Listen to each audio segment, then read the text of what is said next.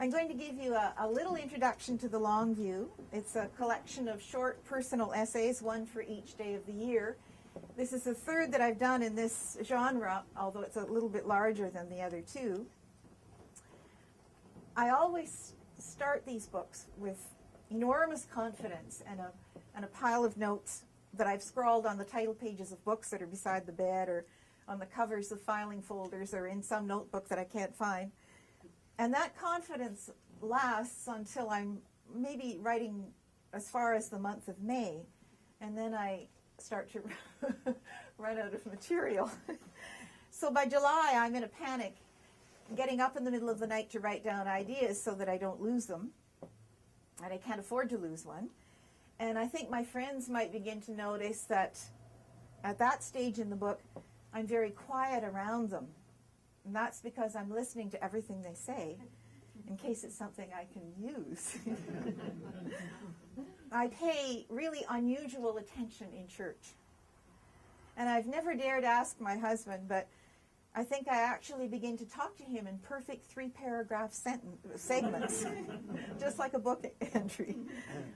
So I think that my friends, my husband, all these people regard the actual book launch with great relief. And I'll just try to give you a little feel for what comes out of all that single-mindedness. The first entry, this is one reading for each day of the year. The first one is from the month of May, so you need to just transport yourself back to the spring and remember what it was like. The maple is dropping tiny red blooms on the deck, and the tulips are opening too fast. The shady side yard is a sea of white trilliums, and I panic slightly whenever I walk through it. Do not pick the provincial flower. Big fine. Maybe jail or beheading. Every Ontario child learns this in school. The forget-me-nots are a blue haze. The yard is littered with pots and rakes and bicycles, the contents of the shed, which is getting new walls. And I'm trying to hide this mess because this yellow mist of daffodils and leopard's bane and marsh marigolds lasts only for 1 minute. And then the meadow rue and Shasta daisies will be out instead, and I will have missed the sweet woodruff, missed it completely.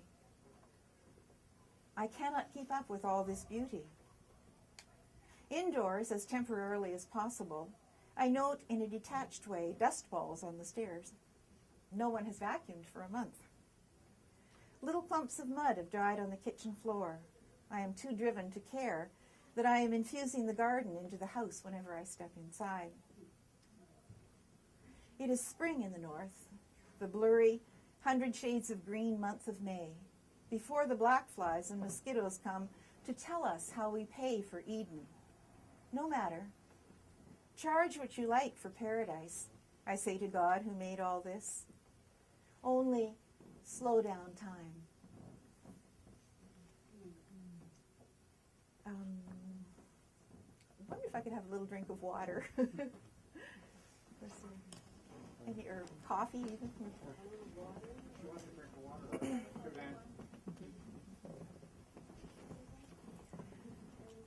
So, the other thing that's in the book is a little bit of poetry, and I'm kind of looking at Martha Gould while I do this, because he's a real poet here. But I wanted to read a few of the poems, or read one of the poems from the book,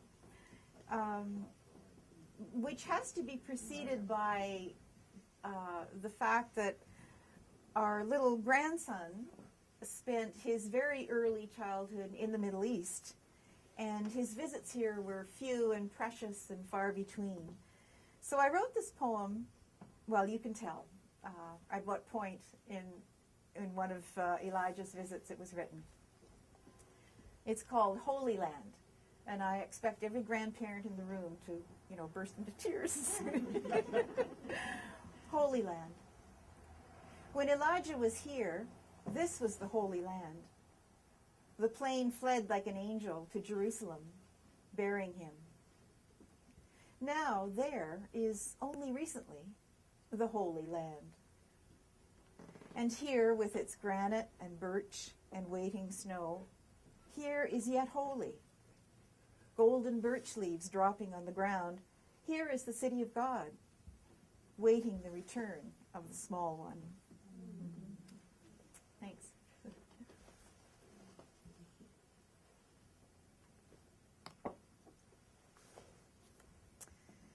One of the things that happens when you write a book that's seasonal like this is, and it's the third one, is that you kind of run out of things to say about Christmas. So the December month in this book is a little different from in the other books. There's a lot of meditation about what it is to be an elder at this time in Canada's history. So December 23rd is a little meditation on the kind of world that we find ourselves in right now.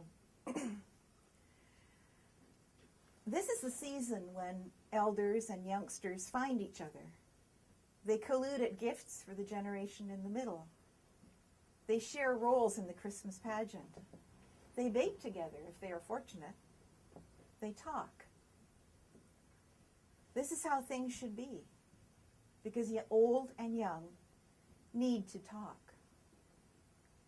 Increasingly in Canada, it is the elders who remember how our fragile democracy once cared for everyone equally. It was not perfect, but we thought once as a